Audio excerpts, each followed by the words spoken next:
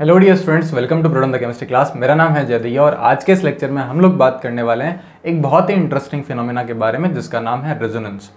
Last lecture में हमने ये डिस्कस किया था कि जो इंडक्टिव इफेक्ट होता है वो क्या होता है, किस तरीके से हमने एक्सप्लेन किया था, पूरा का पूरा आपको बताया हुआ है। एंड हमने ये देखा था कि जो इंडक्टिव इफेक्ट होता है वो दो टाइप का होता है, एक प्लस आई इफेक्ट होता है और एक माइनस आई इफेक्ट होता है।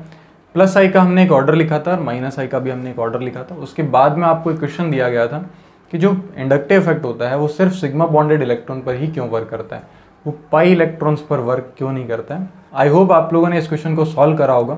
एंड अगर आप लोगों ने इस क्वेश्चन को सॉल्व करा है तो आप अपना आंसर चेक करें कि आंसर सही है या फिर गलत है। इसको समझने के लिए हम एक एग्जाम्पल ले सकते हैं। ये एग्जाम्पल कुछ भी हो सकता है। अगर आप एग्जाम्पल दूसरा लिख रहे हैं तो भी कोई दिक्कत नहीं है, कॉन्सेप्ट सेम है, एक्सप्लेनेशन सेम है, एग्जाम्पल कुछ भी हो सकता है। तो मैं एक जनरल सा एग्जांपल ले लेता हूँ, CH2 डबल बॉन्ड CH और F।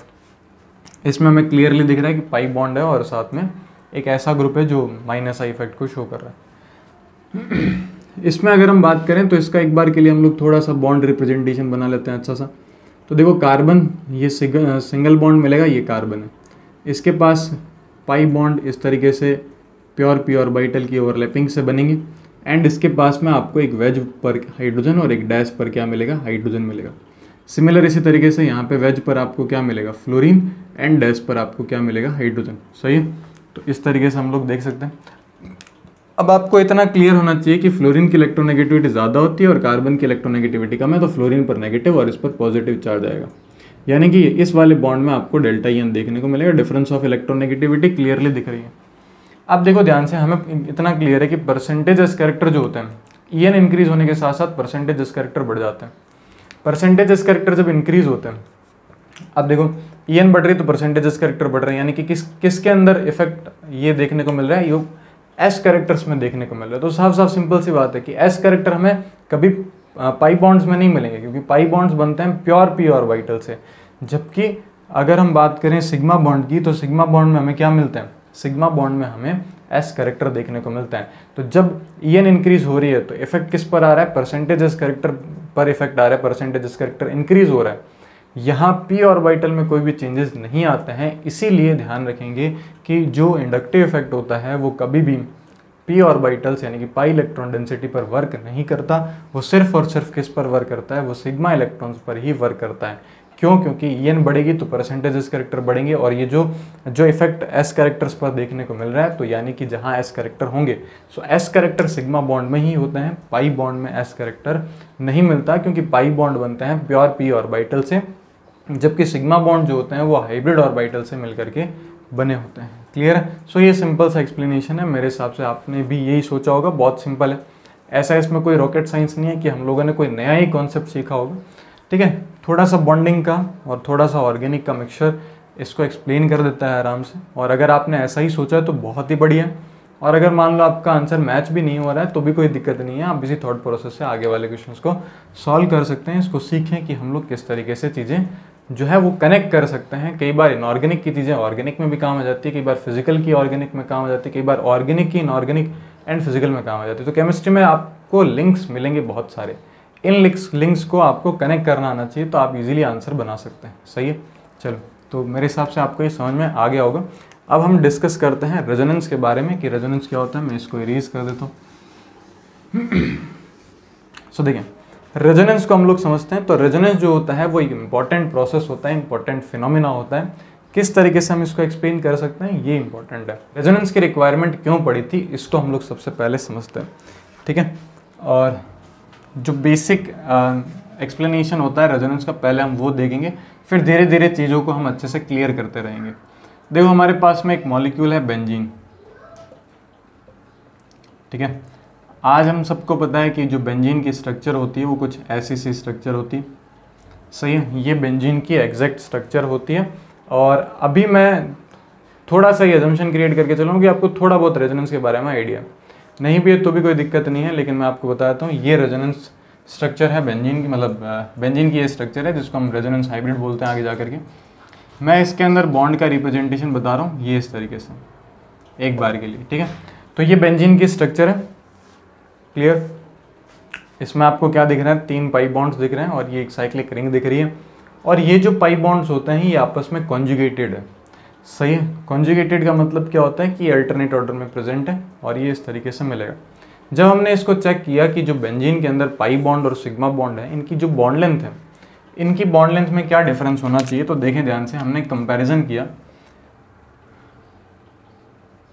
कुछ ये वाला, हमने इसको x कंसिडर करा, हमने इसको y कंसिडर करा, और हमें इतना क्लियर है कि जो सिग्मा बॉन्ड होता है उसकी बॉन्ड लेंथ बड़ी होती है, पाई बॉन्ड की बॉन्ड लेंथ छोटी होती है, यानी कि डबल बॉन्ड अगर होगा तो बॉन्ड लेंथ और छोटी हो जाती है, जब ट्रिपल बॉन्ड का फॉर्मेशन होगा तो बॉन्ड लेंथ और छोटी हो जाती है। डाटा पे आपको नहीं जाना है कि कितना डाटा था, ठीक है, कितना एंगस्ट्रम का बॉन्ड लेंथ होता है, वो नहीं आपको याद रखना, कोई काम का नहीं है। और आपको एकदम क्लियर कर देता हूँ मैं, ये थ्योरी जो मैं आपको एक्सप्लेनेशन दे रहा हूँ ये भी इतना कोई इंपॉर्टेंट नहीं है, कोई काम का नहीं है, बस ये एक वो बेस क्रिएट करने के लिए कि हम अच्छे से समझ सके। अदरवाइज जो मैं आपको पॉइंट्स लिखवाऊंगा वो आपको इजीली क्लियर नहीं होंगे, आपको वहाँ डाउट रहेंगे। तो रेजोनेंस की स्टार्टिंग कहाँ से हुई थी, क्यों हमें पढ़ना पड़ रहा है, ये इंपॉर्टेंट है। जब तक ये नहीं समझ में आएगा कि एक्चुअल रेजोनेंस क्या है, तो हम बहुत सारे डाउट रेजोनेंस में रख देते हैं और फिर उस वजह से हम कभी भी ना तो जीओसी अच्छे से कर पाते हैं, ना ही रिएक्शन मैकेनिज्म अच्छे से कर पाते हैं। तो एक एक चीज़ क्लियरली ध्यान से फोकसली सुनेंगे, ठीक है। हो सकता है कि इनमें से आपने बहुत सारी चीज़ें सुन रखी हो, तो फिर भी आप लोग इसको अच्छे से देखें।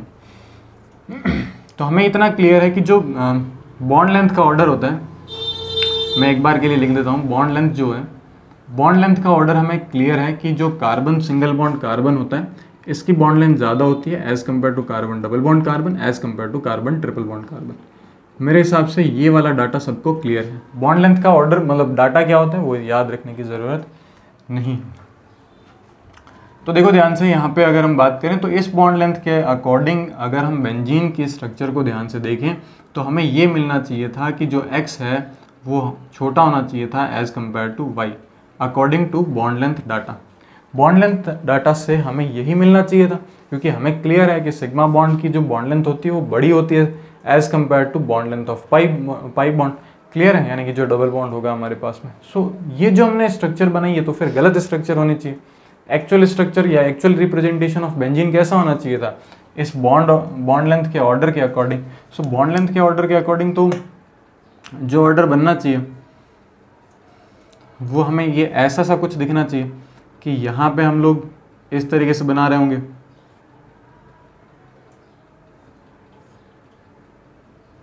सही है, कि यहाँ आपको एक पाई बॉन्ड मिलेगा, यहाँ आपको एक पाई बॉन्ड मिलेगा और यहाँ आपको एक पाई बॉन्ड मिलेगा, जो कि ये क्लियरली रिप्रेजेंट कर रहा है कि sigma bond and pi bond की बॉन्ड लेंथ में डिफरेंस है। बट फिर भी हम बेंजीन की स्ट्रक्चर ऐसे ही ड्रॉ करते हैं। फिर ऐसा क्यों, बेंजीन की स्ट्रक्चर ऐसे कैसे ड्रॉ हो सकती है अगर हम बॉन्ड लेंथ के पॉइंट ऑफ व्यू से जाएंगे तो देखें ध्यान से, जब इसको अच्छे से देखा गया, अच्छे से ऑब्जर्व किया गया, तो हम ये कंसिडर करते हैं कि ये बेंजीन की रियल स्ट्रक्चर नहीं है। अब डाउट आता है कि रियल स्ट्रक्चर नहीं है तो फिर हम इसको ड्रॉ कैसे कर सकते हैं। रियल स्ट्रक्चर नहीं है इन द सेंस कि इस स्ट्रक्चर को हाइपोथेटिकली ड्रॉ करा गया है एक्सप्लेन करने के लिए इसकी रियल स्ट्रक्चर को। सो रियल स्ट्रक्चर क्या होती है, तो रियल स्ट्रक्चर होती है कि एक्चुअली जब बेंजीन को स्पेक्ट्रोस्कोपी में देखा गया था, जो आपको इलेक्ट्रॉन डेंसिटी यहाँ पे अलग अलग पोजीशंस पर दिख रही है वो ऐसा नहीं होता है, ठीक है। ये जो पाई बॉन्ड की इलेक्ट्रॉन डेंसिटी है आपको दिख रही है, ये इक्वली डिस्ट्रीब्यूटेड रहती है और ये इस तरीके से जो स्ट्रक्चर मिलेगी आपको बेंजीन की वो कुछ ऐसी स्ट्रक्चर देखने को मिलती है। देखिए ध्यान से, ये होती है रियल स्ट्रक्चर ऑफ बेंजीन, सही है। सो बेंजीन की स्ट्रक्चर ऐसी होती है जो पाई इलेक्ट्रॉन डेंसिटी होती है वो इस तरीके से आपको इक्वली डिस्ट्रीब्यूटेड मिलेगी, सही है। ऐसा कैसे, ऐसा इसलिए फिर देखा गया कि जब हमने कंपैरिजन किया कि आंसर तो ये आना चाहिए था, बट आंसर ये नहीं आता है। x is not less than y, मतलब y is greater than x जो है वो ऐसा ऑर्डर नहीं देखने को मिला था, ये आंसर नहीं आता है। जब हमने इसकी स्टडी करी तो हमें क्लियरली देखने को मिला कि x और y जो होते हैं वो ऑलमोस्ट होते हैं इक्वल, सही है।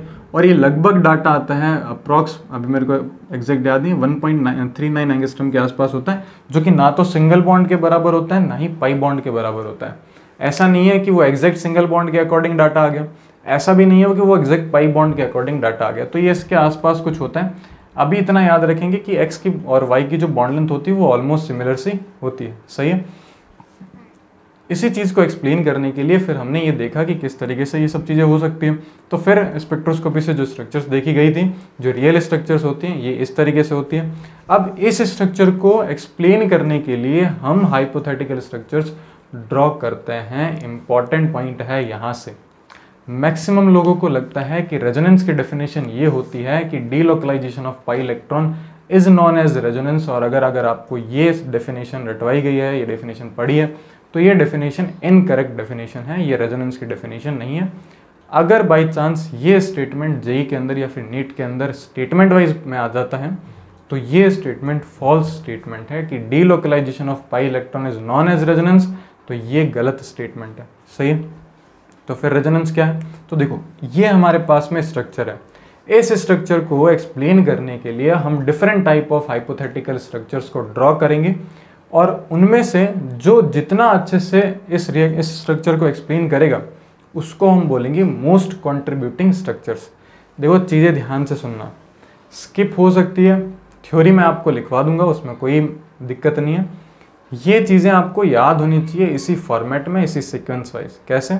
तो देखें, ये स्ट्रक्चर आई हमारे पास में, ये कैसे पता चला कि ये हमें क्लियर हो गया कि x और y बराबर तो नहीं, मतलब सॉरी, x और y ऐसा नहीं है कि x बड़ा है और y छोटा है, या y बड़ा है x छोटा है।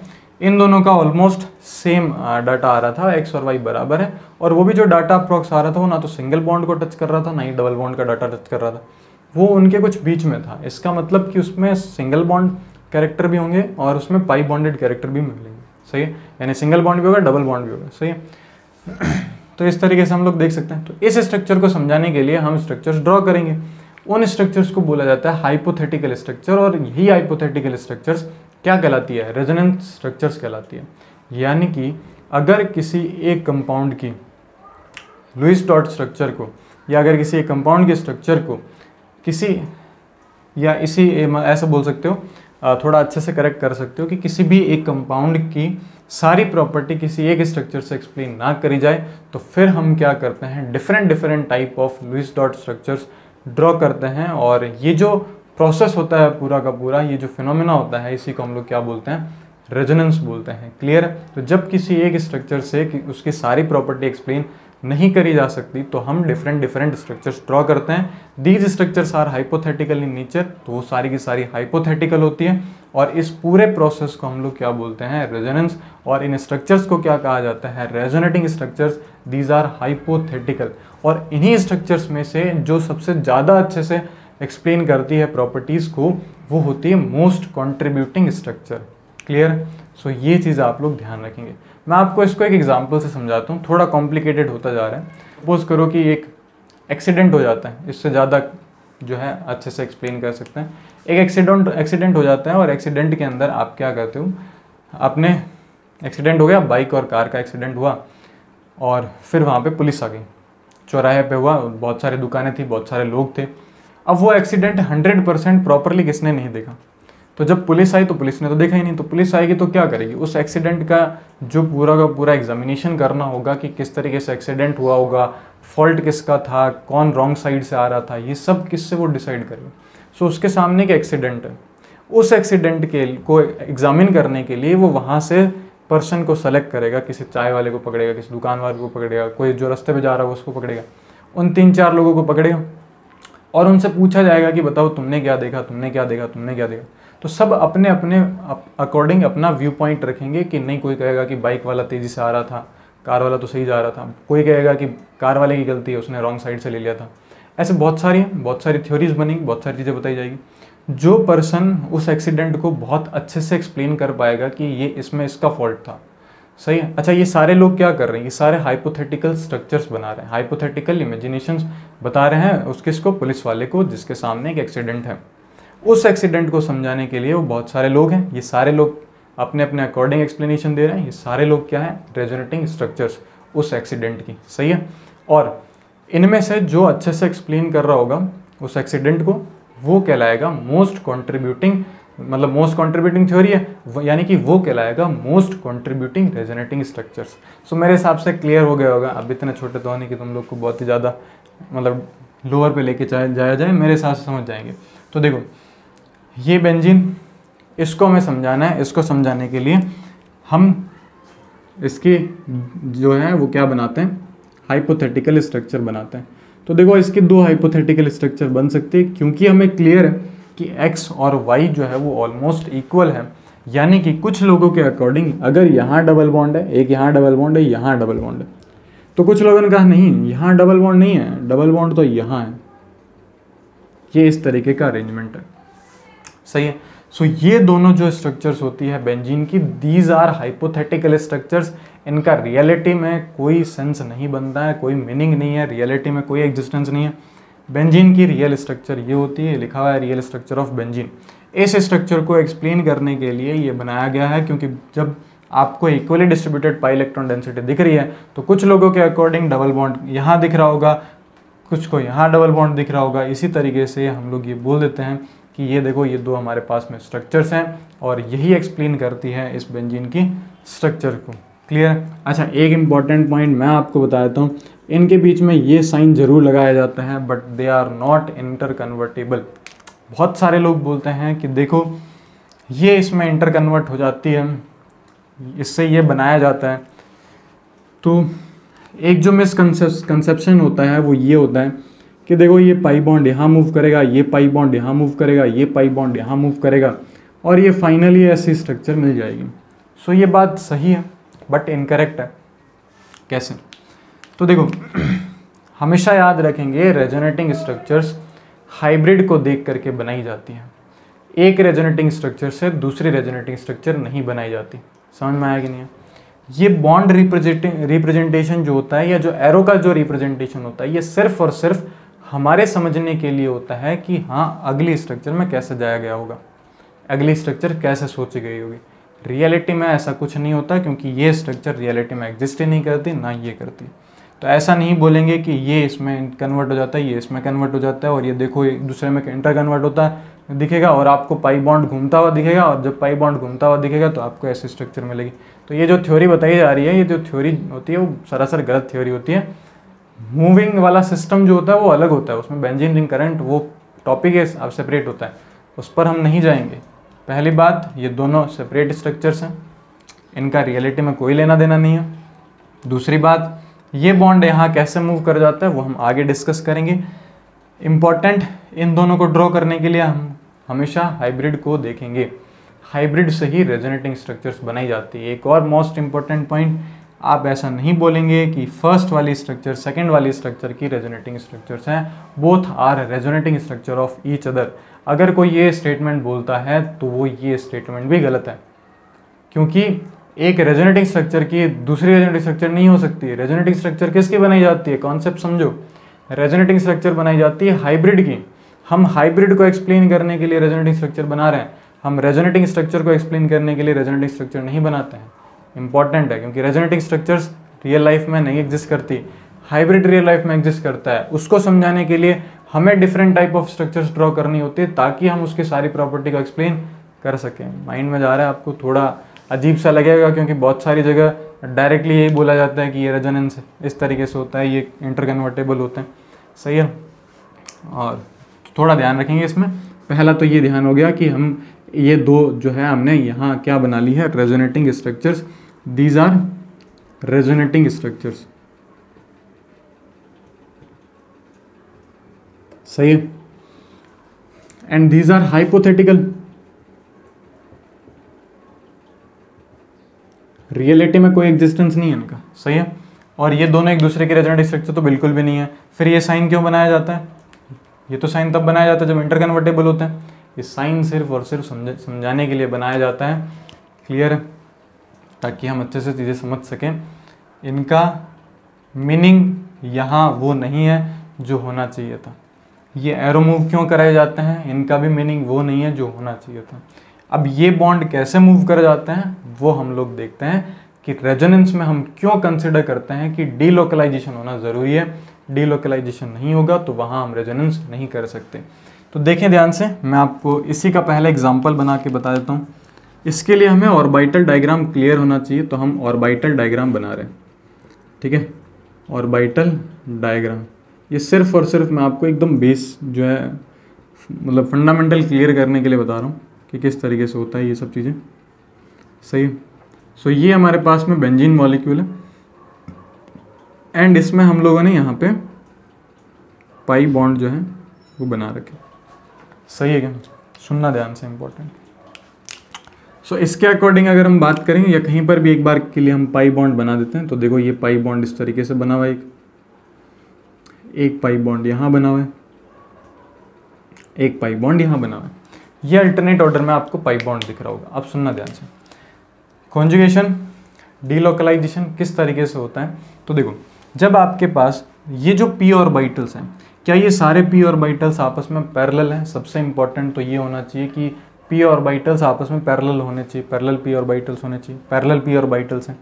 जो एडजेसेंट पी ऑर्बिटल्स होते हैं, देखो इनके बीच की डिस्टेंस इतनी कम होती है, इतनी कम होती है कि ये वाला जो बॉन्डिंग आपको दिख रहा है ये इसके साथ तो बॉन्डेड है ही है, साथ ही साथ क्योंकि यहाँ वाला जो गैप है वो बहुत कम होता है, बहुत कम होने की वजह से ये ऑर्बिटल इस ऑर्बिटल के साथ भी ओवरलैप करना स्टार्ट कर देता है। तो जो आपको प्योर पाई कैरेक्टर यहाँ देखने को मिलेंगे, अब वो प्योर पाई कैरेक्टर नहीं मिलेंगे। क्यों? क्योंकि जब इसका इन्वॉल्वमेंट इस ऑर्बिटल से छूट करके कोई दूसरे ऑर्बिटल पे चला जाएगा तो यहाँ पाई जो इलेक्ट्रॉन डेंसिटी वो कम हो जाएगी, पाई बॉन्ड नहीं बनेगा। तो अब ये किसके साथ ओवरलैप कर लेगा? ये इसके साथ ओवरलैप कर लेगा। सिमिलर इसी तरीके से आप देख सकते हो यहाँ वाले जो ऑर्बिटल्स हैं, सुनना ध्यान से, यहाँ वाले जो ऑर्बिटल्स है ये ऑर्बिटल इसके साथ ओवरलैप है, और अगर ये ऑर्बिटल इसके साथ ओवरलैप है तो ये इसके साथ ओवरलैप कर सकता है। जब ये इसके साथ ओवरलैप कर लेगा तो इसको ये वाला ओवरलैपिंग तोड़ना पड़ेगा, है ना।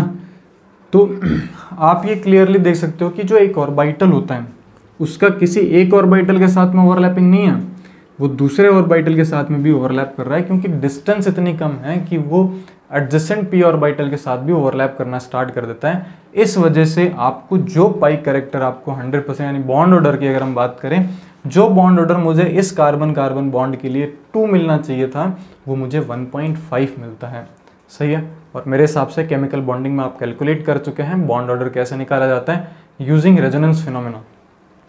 तो यहाँ जो बॉन्ड ऑर्डर आएगा वो कितना आएगा? 1.5 का आएगा, यानी कि आपको 100% प्योर पाई कैरेक्टर या प्योर पाई बॉन्ड देखने को नहीं मिलेगा। सही है। तो इसके अंदर हमें क्या देखने को मिलेगा कि जब सोचो कि ये इसके साथ ओवरलैप करना स्टार्ट कर देगा, ये इसके साथ ओवरलैप करना स्टार्ट कर देगा, ये इसके साथ ओवरलैप करना स्टार्ट कर देगा, तो क्या आपको ये पाई इलेक्ट्रॉन डेंसिटी पूरा इक्वली डिस्ट्रीब्यूटेड मिल रही है?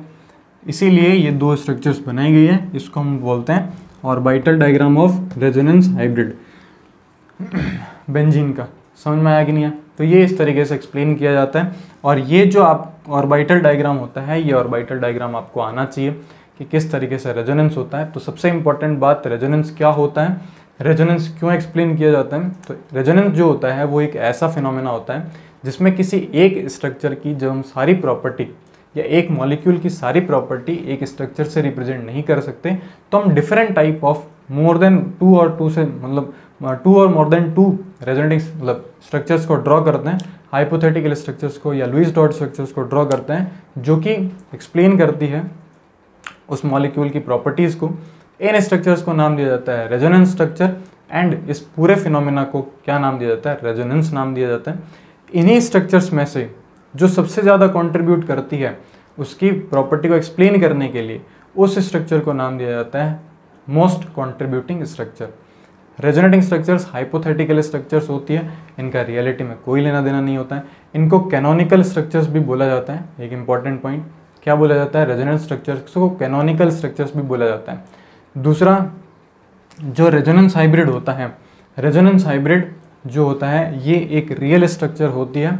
सही है। इसी को एक्सप्लेन करने के लिए हम RS ड्रॉ करते हैं, RS को एक्सप्लेन करने के लिए RS ड्रॉ नहीं किया जाता। तो ये सारी इंपॉर्टेंट पॉइंट्स हैं, मेरे हिसाब से आपको समझ में आ गया होगा। फिर भी कुछ रहता है तो आप इसको बार बार सुने ध्यान से, जो जो मैंने पॉइंट्स बोले हैं इंपॉर्टेंट है पॉइंट्स। सही है। बाकी इसका आपको ज़्यादा कोई मतलब ऐसा ज़्यादा सेंस बनेगा नहीं कि आप इसको थ्योरी पॉइंट में लिखें। ये चीज़ें समझ में आनी चाहिए कि हम रेजोनेंस क्यों पढ़ रहे होते हैं, रेजोनेंस एक्चुअल में क्या होता है, ये इस तरीके से होता है। बाकी अगर मैं चाहता तो थ्योरी से स्टार्ट कर सकता था, डायरेक्ट आपको पॉइंट लिखे हुए मिलते कि रेजोनेंस ये होता है और इस तरीके से नोट करो, एंड डायरेक्टली हम कॉन्जुगेशन पोर्शन पर चले जाते हैं। हमें इसको समझने की ज़रूरत भी नहीं होती, लेकिन कॉन्सेप्ट की क्लियरिटी होनी चाहिए। अच्छे क्वेश्चंस को सॉल्व करने के लिए आपको ये सब चीज़ें पता होनी चाहिए। अच्छे क्वेश्चंस अगर आपको ये क्लियरिटी नहीं होगी तो अच्छे क्वेश्चन सॉल्व नहीं कर पाओगे आप लोग। क्लियर है? तो जब हम क्वेश्चन सॉल्व करेंगे, जब हम इसमें देखेंगे कि आरएस ड्रॉ कैसे करी जाती है, आरएस का इंपॉर्टेंस क्या होता है, कैसे हम मोस्ट कंट्रीब्यूटिंग आरएस को फाइंड आउट करते हैं, ये सब चीज़ें सीखेंगे। तो थोड़ा सा ध्यान रखें। तो एक बार के लिए इसको नोट कर लें, जो मैंने पॉइंट बोला है थोड़ा सा रिवाइंड करके वापस से आप लोग उसको सुन करके अपने अकॉर्डिंग लिखें। बाकी मैं आपको पॉइंट्स लिखवा दूंगा। और आज हम लोग जो ऑर्बिटल डायग्राम है वो बनाना सीखेंगे और फिर कॉन्जुगेशंस देखेंगे। क्लियर? चलिए फटाफट से नोट करें, फिर आगे बढ़ते हैं। चलिए अब हम बात करते हैं कुछ पॉइंट्स के बारे में। तो जो ये पॉइंट्स हैं आप लोग लिख सकते हैं, जो अभी अभी हमने डिस्कस किए थे वही पॉइंट्स हैं। क्या क्या पॉइंट्स हैं? When all the properties of a compound can not be represented by a single representation, two और more than two representations are required. तो कंपाउंड्स में क्या मिलेगा आपको? Compounds to known to have resonance phenomena, तो उसमें resonance phenomena होगा। ये एग्जैक्ट डेफिनेशन है रेजोनेंस की। All these representation are known as resonating structures. उन सभी रिप्रेजेंटेशन को हम क्या बोलेंगे? रेजोनेटिंग स्ट्रक्चर, कैनोनिकल स्ट्रक्चर और contributing structures. Resonating structure which contribute more is known as most contributing resonating structure, बताया था आपको। A representation which contain all properties explained by resonance structure, RS का मतलब रेजोनेंस स्ट्रक्चर हो गया, is known as resonance hybrid. सही है? तो जो रेजोनेंस हाइब्रिड होता है उसी की प्रॉपर्टी को तो एक्सप्लेन करने के लिए आरएस बनाया जाता है। आरएच हाइब्रिड जो होता है वो रियल होता है, आरएस रेजोनेटिंग स्ट्रक्चर्स जो होती हैं वो हाइपोथेटिकल होती हैं। ठीक है? तो ये पॉइंट क्लियर होना चाहिए। अब हम ये देखते हैं कि किस तरीके से रेजोनेंस होता है। तो देखो हम एक एग्जाम्पल कंसिडर करते हैं। हमारे पास में एक एग्जाम्पल है CH3 CH2 CH2, फिर मैंने यहाँ लगा दिया, सपोज करो एक और CH2 लगा देते हैं, NH3 या NH2 लगा दो। सही है? मैं आपसे पूछता हूँ कि बताओ ये स्ट्रक्चर रियल स्ट्रक्चर है कि हाइपोथेटिकल स्ट्रक्चर है? तो ये रियल स्ट्रक्चर है, इसकी कोई दूसरी स्ट्रक्चर नहीं बन सकती है। ये रियल स्ट्रक्चर है, जैसा ये दिख रहा है वैसा का वैसा ही है। सही है? तो इसमें कोई भी आपको कॉन्जुगेशन नहीं मिलेगा, कोई भी किसी भी तरीके से नई स्ट्रक्चर्स नहीं मिलेगी आपको। सही है? एक और काम करते हैं। देखो इस नाइट्रोजन के पास में एक लोन पेयर है। हम एक और काम करते हैं, हम क्या करते हैं, हम एक और स्ट्रक्चर बनाते हैं। अब की बार हम यहाँ पे डबल बॉन्ड लगाते हैं। देखो ये नाइट्रोजन अभी sp3 हाइब्रिड है। ठीक है? अब की बार फिर से इसके पास एक लोन पेयर। अब आप ये बताओ कि क्या ये स्ट्रक्चर रियल स्ट्रक्चर है या हाइपोथेटिकल स्ट्रक्चर है, या फिर इसको और इसका कोई दूसरा स्ट्रक्चर एग्जिस्ट कर सकता है। तो देखो ये लोन पेयर इस पाई बॉन्ड के साथ में कोई भी कॉन्जुगेशन नहीं रखता है, किसी भी तरीके से कनेक्टेड नहीं है। बीच में ये CH2 आया हुआ है, ये CH2 sp3 हाइब्रिड ऑर्बिटल रखता है। सही है? ये sp3 हाइब्रिडाइज्ड है। सो इसका मतलब ये नाइट्रोजन भी कैसा होगा? sp3 हाइब्रिड होगा। अब हम क्या करते हैं, इस पाई बॉन्ड की पोजीशन शिफ्ट कर देते हैं, यानी कि CH3 CH2 फिर CH डबल बॉन्ड CH2, यहाँ आ जाएगा NH2। अब अगर हम बात करें कि क्या ये क्या ये जो लोन पेयर है, क्या ये आपको इसी तरीके से देखेंगे या फिर इसकी कोई दूसरी स्ट्रक्चर एग्जिस्ट कर सकती है, यानी कि ये रियल स्ट्रक्चर है या फिर हाइपोथेटिकल स्ट्रक्चर है। अब इम्पॉर्टेंट है, सुनना ध्यान से। अगर किसी भी p ऑर्बिटल के एडजेसेंट वाले एटम पर लोन पेयर प्रेजेंट हो तो वो क्या कर सकता है, वो आपस में ओवरलैप कर सकते हैं और एक नए पाई बॉन्ड का फॉर्मेशन कर सकते हैं। कैसे? तो देखें ध्यान से, मैं इसका एक एग्जांपल बना रहा हूँ, इसका थोड़ा सा ढंग का रिप्रेजेंटेशन बना रहा हूँ। अभी सिर्फ हम इसी को देखेंगे। तो ये एक कार्बन दिख रहा है आपको, ये सिंगल बॉन्ड कार्बन, इसने एक पाई बॉन्ड बना रखा होगा इस तरीके से। यहाँ इसके पास में, सॉरी गलत बना दी, यहाँ एक हाइड्रोजन होगा, इसके पास में एक हाइड्रोजन इधर की तरफ होगा, इसके पास में एक इस तरीके से होगा, यहाँ NH2 आ जाएगा। मैं इसको और अच्छे से बना देता हूँ, और इसके पास में एक लोन पेयर होगा। सही है क्या? अच्छा, इसके पास में एक हाइड्रोजन पीछे की तरफ होगा और एक वेज पोजीशन पर क्या मिलेगा आपको, CH2 CH3। सही है? ये रिप्रेजेंटेशन है। तो ध्यान रखेंगे कि किसी भी पाई बॉन्डेड जो कार्बन होता है आपके पास में, जो पाई बॉन्ड होते हैं उसके जस्ट एडजेसेंट कार्बन पर, सॉरी एडजेसेंट पोजीशन पर अगर कोई भी एटम जिसके पास में क्या मिलता हो, लोन पेयर मिलता हो, तो ये आपस में क्या कर सकते हैं, ये ओवरलैप कर सकते हैं। और जब ये ओवरलैप करेंगे तो देखो ये इस तरीके से ओवरलैपिंग हो सकती है। और जब नाइट्रोजन कार्बन के साथ ओवरलैप कर लेगा तो ये वाला बॉन्ड टूट जाएगा, और जब ये बॉन्ड टूट जाएगा तो ये इस पर कौन सा चार्ज आ जाएगा, नेगेटिव चार्ज आ जाएगा। सही है। तो इसका मतलब कि ये जो स्ट्रक्चर आपको दिख रही है ये रियल स्ट्रक्चर नहीं है, ये हाइपोथेटिकल स्ट्रक्चर है। इसका एक और स्ट्रक्चर बन सकता है, मतलब ये हाइपोथेटिकल स्ट्रक्चर है, इसका हाइब्रिड बनेगा। उस हाइब्रिड को एक्सप्लेन करने के लिए हम और स्ट्रक्चर्स को ड्रॉ कर सकते हैं, और ये हाइब्रिड आप इस तरीके से देख सकते हो। समझ में आया कि नहीं? तो ये इस तरीके से रेजोनेंस फिनोमेना होता है जो कि कॉन्जुगेशन सिस्टम पर आपको इस तरीके से देखने को मिलता है। इसके लिए आपको ऑर्बिटल डायग्राम का क्लियर कट आइडिया होना चाहिए कि कैसे ऑर्बिटल डायग्राम बनाए जा सकते हैं, कैसे ये ओवरलैपिंग होती है। तो ये बहुत ज़्यादा पास पास में होंगे तो इसका लोन पेयर इसके साथ में ओवरलैप कर लेगा। जब ओवरलैपिंग हो जाएगी तो यहाँ पे पाई बॉन्ड बन जाएगा, और ये वाला बॉन्ड जो है वो अब ब्रेक हो चुका होगा तो इस पर नेगेटिव चार्ज आ जाएगा। समझ में आया कि नहीं? इस तरीके से। अब इम्पॉर्टेंट है ये जो लोन पेयर्स हैं, देखो ये वाला लोन पेयर डीलोकलाइज्ड है। डीलोकलाइज का मतलब क्या होता है? डीलोकलाइज का मतलब होता है कि सॉरी नॉट डीलोकलाइज्ड, ये लोन पेयर लोकलाइज्ड है। लोकलाइज का मतलब होता है कि ये इसी नाइट्रोजन पर रहेगा, ये आगे मूव नहीं कर रहा होगा। ये भी कैसा है? लोकलाइज्ड है। और ये कैसा है? ये डीलोकलाइज्ड। डीलोकलाइज्ड का मतलब क्या होता है कि ये इस नाइट्रोजन पर नहीं है, अभी मूव कर रहा है और ये अलग पाई बॉन्ड बना रहा है। तो अब इस नाइट्रोजन पर ये लोन पेयर का जो परसेंटेज होगा वो कम हो जाएगा। सही है, इन दोनों के रेस्पेक्ट में। तो ये इस तरीके से रेजोनेंस होता है, इस तरीके से आपको ध्यान रखना है कि इस तरीके से हो सकता है। एक और एग्जांपल लिया जा सकता है। क्या एग्जांपल लिया जा सकता है? सुनना ध्यान से। CH2 डबल बॉन्ड CH, फिर यहाँ आ गया Cl। तो आपको क्लियर है कि Cl के पास में लोन पेयर होते हैं, है ना? Cl के पास में लोन पेयर है और ये इसके साथ में बॉन्ड बना सकता है, तो इसमें भी रेजोनेंस होता है। तो ये चीज़ आप लोग ध्यान रखेंगे किस तरीके से कॉन्जुगेशन हो सकता है। ठीक है, तो हम लोग क्या करते हैं, हम लोग कॉन्जुगेशन देख लेते हैं कि कॉन्जुगेशन सिस्टम क्या होते हैं, फिर मैं आपको होमवर्क दे रहा हूँ। या चलो एक काम करते हैं, सबसे पहले आप कॉन्जुगेशन सिस्टम ही देख लो। कॉन्जुगेशन सिस्टम, तो कॉन्जुगेशन सिस्टम क्या क्या हो सकता है? एक तो ये हो सकता है कि जब एक डबल बॉन्ड किसी दूसरे डबल बॉन्ड के साथ में कॉन्जुगेशन में हो। दूसरा क्या हो सकता है कि जब एक डबल बॉन्ड पॉजिटिव के साथ में कॉन्जुगेशन हो, इसके पास भी p ऑर्बिटल है। अगला क्या हो सकता है कि जब एक डबल बॉन्ड फ्री रेडिकल के साथ कॉन्जुगेशन में हो। इसी तरीके से अगला हमारे पास में हो सकता है कि जब एक डबल बॉन्ड नेगेटिव चार्ज के साथ में कॉन्जुगेशन में हो। इस तरीके से हम कंसिडर कर सकते हैं। फिर हम ये कंसिडर कर सकते हैं कि सपोज करो कि यहाँ पे मान लो कि हमने ऑक्सीजन लिखा और यहाँ पे पॉजिटिव लिख दिया, तो ऐसा स्पीसीज जिस पर लोन पेयर हो और दूसरा पॉजिटिव चार्ज, यानी कि लोन पेयर और पॉजिटिव चार्ज अगर आपस में कॉन्जुगेशन में हो, तो इस टाइप की जो रेजोनेंस होता है, इस टाइप का जो कॉन्जुगेशन होता है, इसको हम लोग बैक बॉन्डिंग बोलते हैं। ठीक है, और ये मोस्ट स्टेबल होता है। तो एक तो ये इस तरीके से हो सकता है। फिर हम क्या बोल सकते हैं कि अगर हमारे पास नेगेटिव चार्ज हो और नेगेटिव चार्ज सपोज करो, इसको हम इस तरीके से लिख देते हैं, यहाँ माइनस है और यहाँ हमने Cl जोड़ दिया।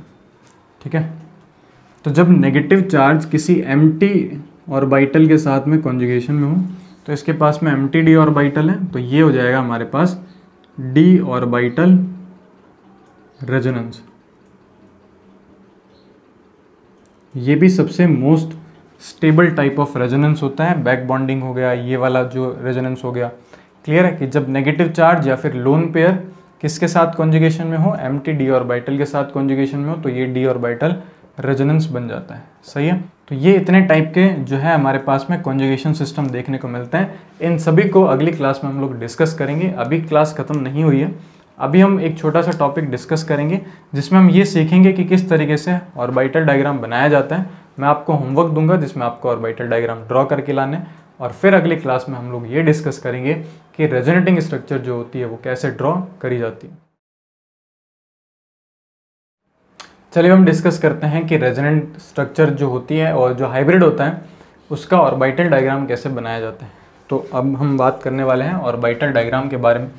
सो अगली हेडिंग रहेगी हमारे पास में ऑर्बिटल डायग्राम। अब देखो ऑर्बिटल डायग्राम जो है वो कैसे बनाया जाएगा वो हम लोग देख लेते हैं।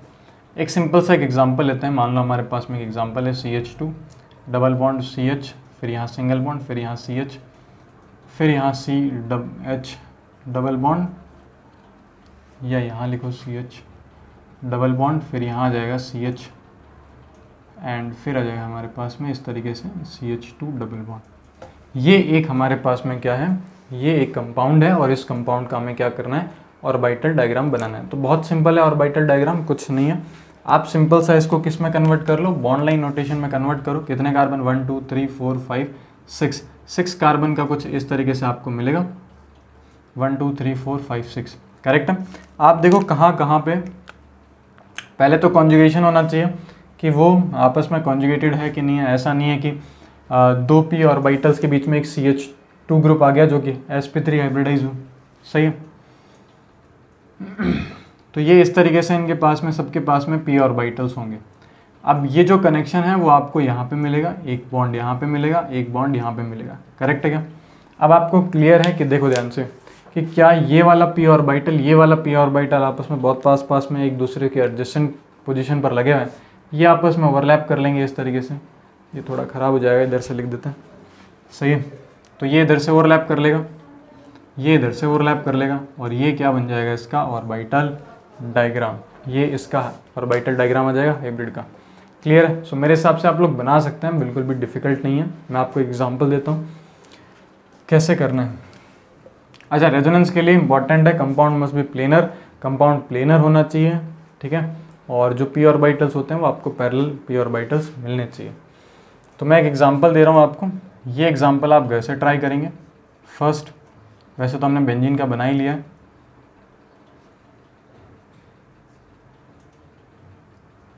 चलो मैं बेंजीन का तो आपको डायरेक्ट वैसे दे देता हूँ।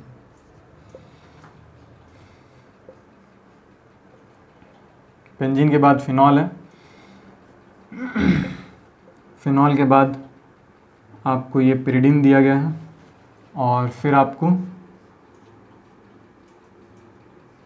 ये कुछ ऐसा सा कंपाउंड दिया गया एंड फिर आप एक और एग्जांपल ले सकते हो।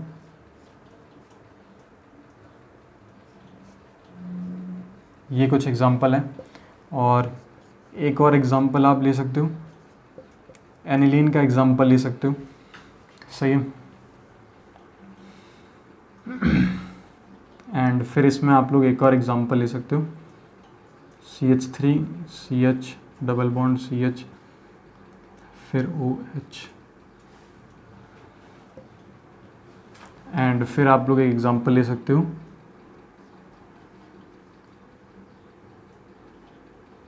चलो इतने एग्जांपल आप लोग कर लेना, इतने एग्जांपल सफिशिएंट हैं। आप इसको सॉल्व करें इनको अच्छे से, इनका ऑर्बिटल डायग्राम बनाना है और आप ऑर्बिटल डायग्राम बना करके चेक करें और फिर अगली क्लास में हम लोग इनका सॉल्यूशन लिखेंगे कि किस तरीके से इनका ऑर्बिटल डायग्राम बनते हैं।